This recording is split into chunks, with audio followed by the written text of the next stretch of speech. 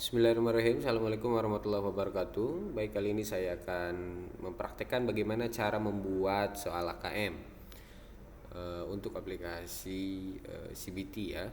Yang pertama, silahkan bisa munculkan terlebih dahulu quick access toolbarnya.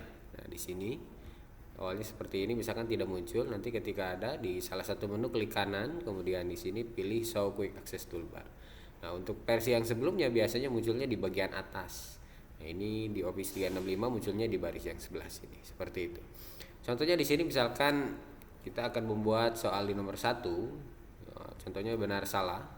Nah, di sini masukkan nomor 1. Kemudian jumlah pernyataannya, misalkan saya ada 2 pernyataan, benar salahnya.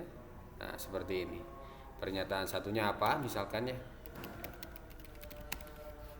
Kemudian di oke, di sininya pernyataan 2. Jadi seperti ini. Nah, nantinya di bagian option ini silahkan bisa dikosongkan.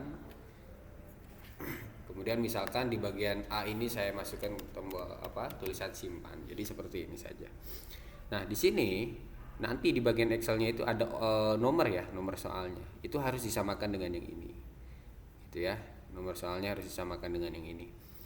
Nah, ini nomor ini di-generate otomatis. Kenapa? Itu agar berbeda dengan yang ada di penomoran yang utama ini agar tidak bentrok.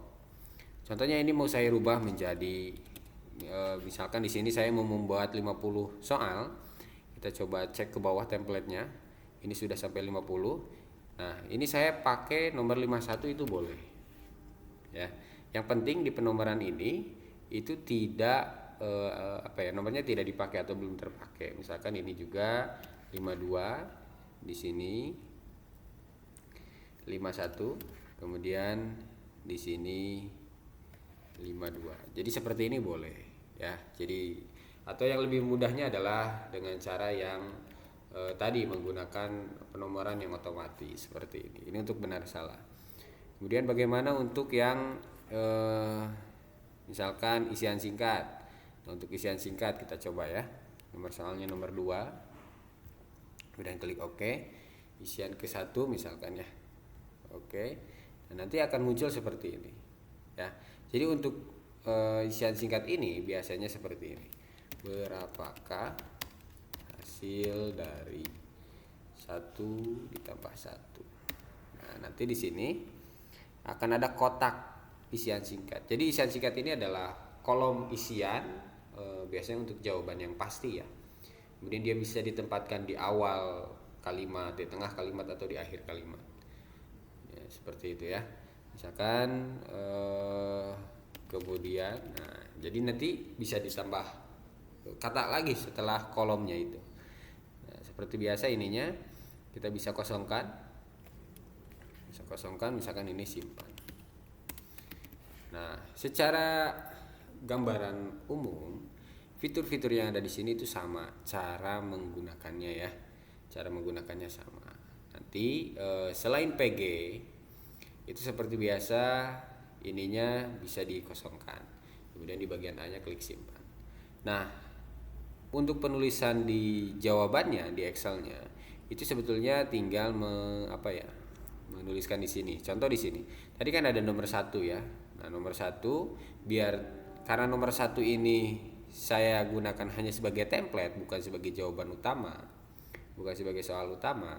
Jadi di sini juga klik simpan di bagian jawaban A ini agar ketika siswa mengklik tombol simpan di sini tidak dianggap skor atau benar, maka di sini saya misalkan masukkan nomor 1-nya X gitu.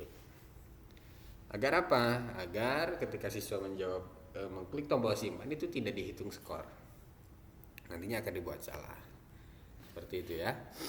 Kemudian di sininya di skornya bisa dimasukkan 0 juga gak masalah.